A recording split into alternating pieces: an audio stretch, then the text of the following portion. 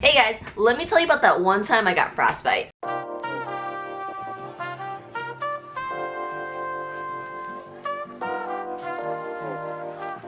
Alright, 5:24. Kevin, where are we going? Yosemite. For how long? About 5 days in the winter. Snow. Oh dear. So this is how the trip went. First, you get your acclimation day, and that's when you actually get to a base camp and you're really not making any progress towards the actual journey to whatever summit or location that is your end goal. You're just there to acclimate, and that's just getting used to the elevation. Generally, you always want to have a day to acclimate because if you guys can remember in my one vlog a while ago about backpacking through Vogelsang, I got freaking haze. And if you guys don't know what haze is, it is a severe form of mountain sickness in which your brain swells to the point to which it pushes against the skull and it loses oxygen and eventually you're gonna die. On top of acclimating, we also use the first day to prepping, getting our food ready. Chili mac. Yep, chili mac. Oh, this is bung gumbo. And 2 chili macs. And orzo. I can't believe this is like someone's daily intake, just the noodles. With all this too. Yeah. Basil, pine nuts, olive oil, pancakes. Pancake mix. And bacon's in the bear can. Rice. This is our food. Kevin's gonna carry it. About 12, 15 pounds. Dinner one. Hot wings.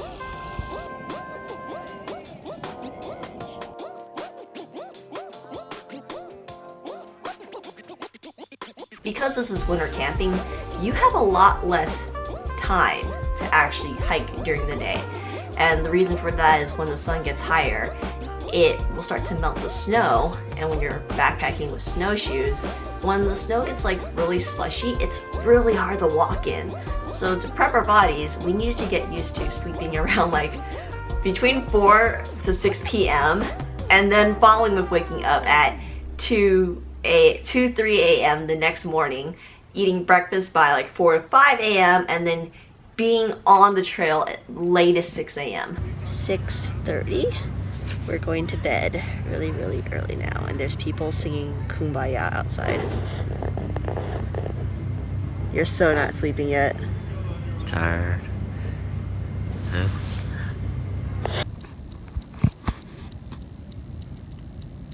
And so it begins. 3 a.m. hiking. Here's Melly, getting ready with her gear. 2 sleeping mats, as you can see, left and right. Snowshoes. And, of course, the most important, her gloves. And even more important, spatula. You ready to go? Day 1. Time to hike. I don't know what time it is, like 6 o'clock or something. We're starting our climb. Sun's coming up. You can't really see it, but we got about 3,500 feet to go. Trail's paved for now, so here we go. Good morning. You guys can actually see what's around me now. It's about 7 o'clock in the morning. Hopefully by 8 we get up to Vertical Falls. It's about another 2.5 that way to Nevada Falls. So yeah, let's go.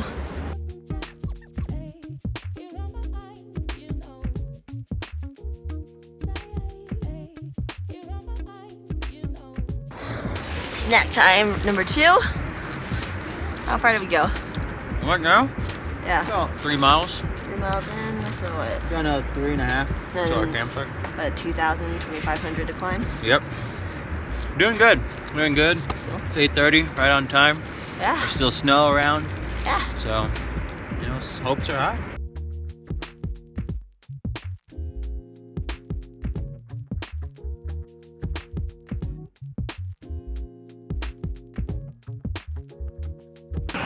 Just getting up to Nevada Falls. Going pretty well. Waterfall looks great. Got another 3 miles to go. About to come in, hopefully, you know. Do you hear that? Yeah, it's raining.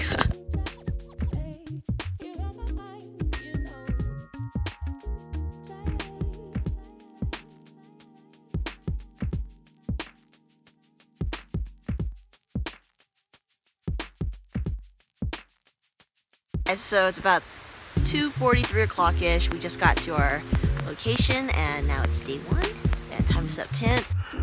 In the morning's packing, we ran out of space in our packs and we still had one breakfast left to fit. So what we did is we took 2 Mountain Houses and put it in an Nalgene. So now it is a Mountain House flavored drink, spaghetti and meat sauce style. Saves a lot of space, right? Yep. Oh, dude. Just show up this. Oh yeah, she got a pretty bad. That is a lot of weight. Yeah. Yep. That's what you get with the packs. You've already seen how big the packs are with 2 sleeping mats and everything. 4 fuel cans for melting snow.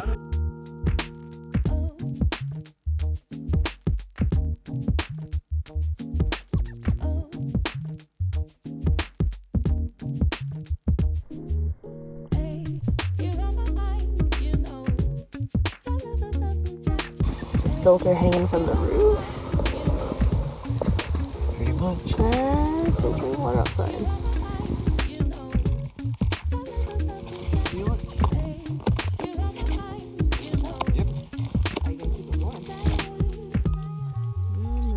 It's currently about 6 o'clock and we're going to bed now. Again. And after that, wake up at 2. Hopefully it won't be snowing or raining and then go into hiking. Good night. Hey guys, it's day 2. The good thing is it wasn't cold last night. The not so good thing is that it dropped about 4 inches of snow on us.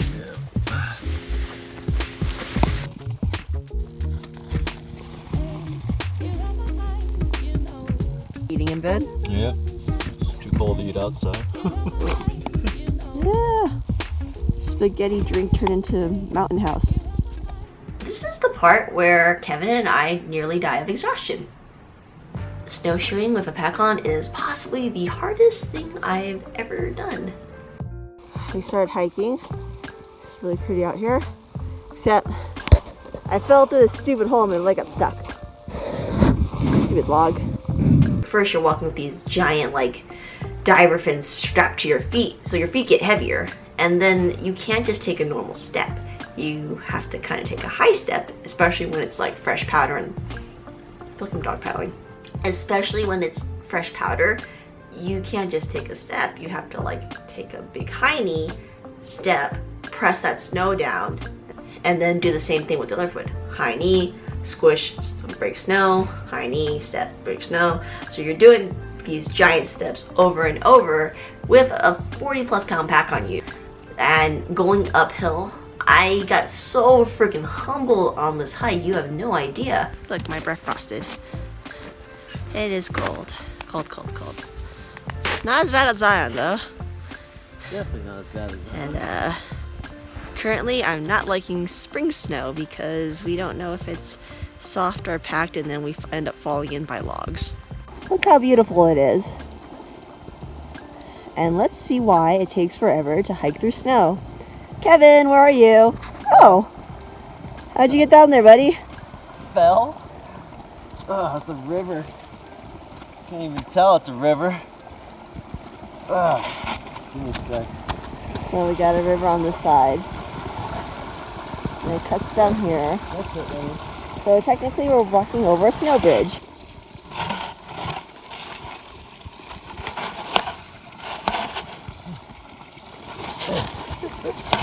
You're now there? Yeah. Crossing along.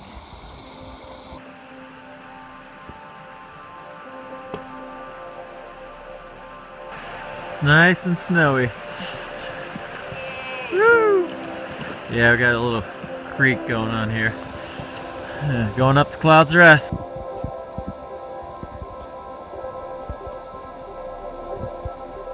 Snowshoeing. I'm tired. And still got a long way to go. But there's Half Dome way over there. So we snowshoed for about 2 miles and we're dead. Kevin died from snowshoeing. Breaking trail the whole time. Only that to climb.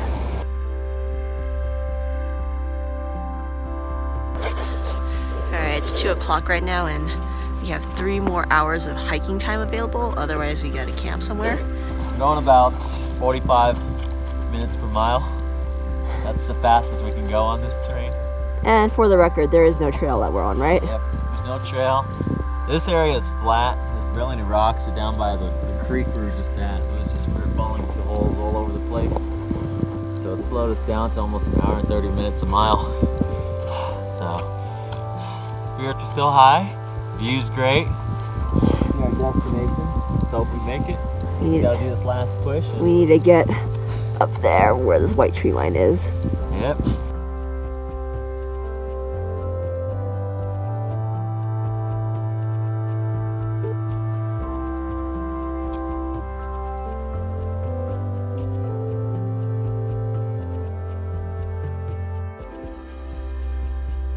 We made it to day 3's camp. I'm dead. Are you dead wherever you are? I'm tired. About the rest is another 1,000 feet of climbing. Some of you guys would probably say, why aren't you guys going to climb it? It's only 1,000 feet more. Well, guess what? Climbing in freaking snowshoes sucks. It took 2.5 hours to do the last 1,500 feet. Generally, a normal hiker can do that in an hour, less. Especially when you're climbing on this crap snow. Yeah. It turns the slush, and then you slip and fall, and then you waste more energy trying to compensate your balance. Yeah, the pack gets shakes around too, you know. And some people might say, why didn't you just summit it? It was so close. It was right there, essentially. Practically, and for our own safety, it's probably the best decision not to climb that. Because we were so exhausted just from hiking up those hills, at the rate that we were going, it would be impossible to summit Cloud's Rest with time to spare to make camp, cook dinner, and melt snow to have water for the next day. On top of that, once the sun gets too high and the snow becomes slushy, avalanche, very hard to climb. Very not good. No, I don't want to experience an avalanche. So here's the process of how you set up a tent during the winter. First, you gotta stomp across all the snow. Snow is actually gonna act as an insulator, but you gotta pack it down. First you gotta stomp on it, then you gotta wait for it to freeze over, and then you stomp on it again. Then you can actually throw out the footprint, throw out the tent, put up the poles, get the rainfly on, and bonus part, this is how I got frostbite. Let's check out this ridiculous amount of digging I have to do.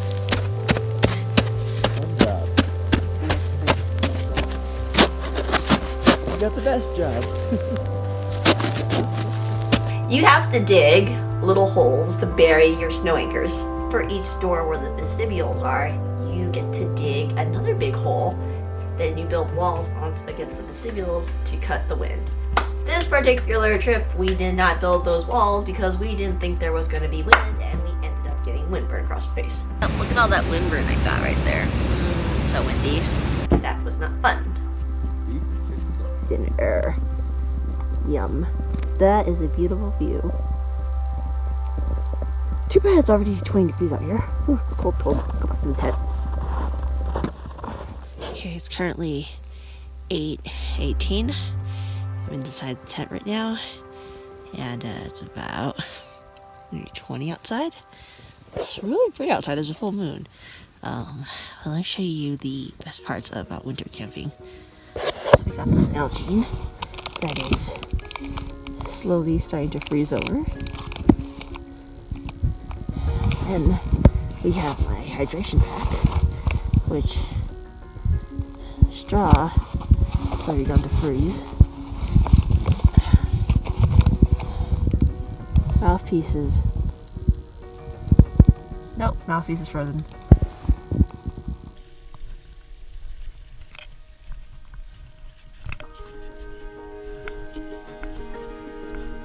Alright, we're starting to make our way back down. Climbed 900 feet in less than an hour. Took us like 4 hours to get up there. I feel very weak and incompetent right now. And now, coming back down. My water's still frozen. Grr. Frozen. Inside god, the Nalgene's frozen.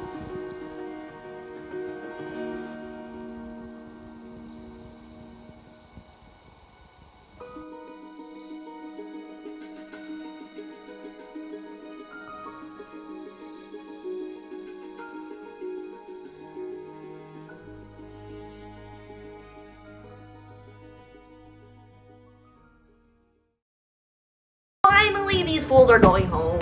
And we saved the best breakfast for last. Bacon pancakes! We're on day 4. It's our last lunch, and how much better can this get? Waterfall. And none of this mountain house stuff. Bacon!